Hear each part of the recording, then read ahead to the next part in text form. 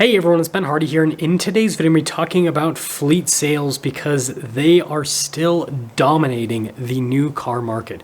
Before we get in this video though, as always, if you can save time and money the next time you purchase a car, link to my car buying guide in the description down below. Let's get into it. So Cox Automotive released a data set on fleet sales, and it's pretty fascinating what's happening. We'll talk about the data and then we'll dive into what this actually means for the market.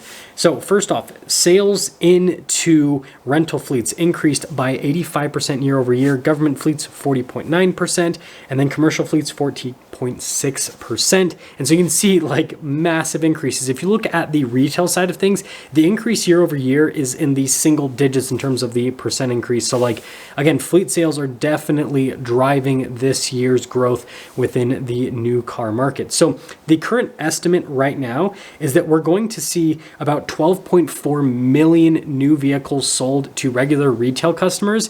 And then the rest of the cars sold this year to get us to that 15 million number are going to be from fleet sales. So 2.6 million vehicles. I mean, that is just absolutely enormous. And that means that the fleet market now has an over 17% market share. That was horrible with that sentence. But anyways, you guys get the point. Fleet sales are definitely taking over. And at the end of this report, Cox Automotive states that they think that fleet sales are going to soften towards the end of the year. And that is where I will disagree with Cox Automotive. I don't think that fleet sales are going to slow down anytime soon because we just went through a pandemic where manufacturing was slowed down for over 2 years. And so you have fleets that have pent-up demands of 2+ years. And so thinking that, these fleets would somehow be able to have the amount of cars that they need just magically appear over the last 6 months, like I just don't think that that's a thing. And so I think that fleet sales are not only going to stay extremely strong throughout the rest of the year, I think there's potential that they will actually increase throughout the rest of the year.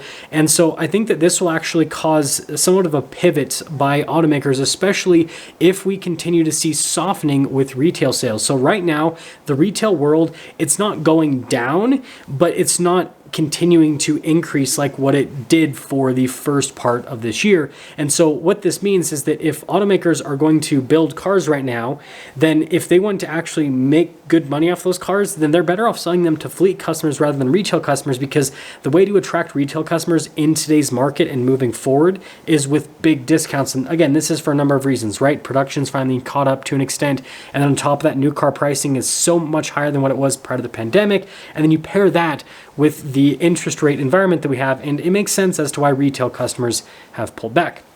So what I think this is going to do to the market is it's going to push automakers that build for these fleets to focus on building as many of these vehicles as they possibly can, because the customers are ravenously hungry.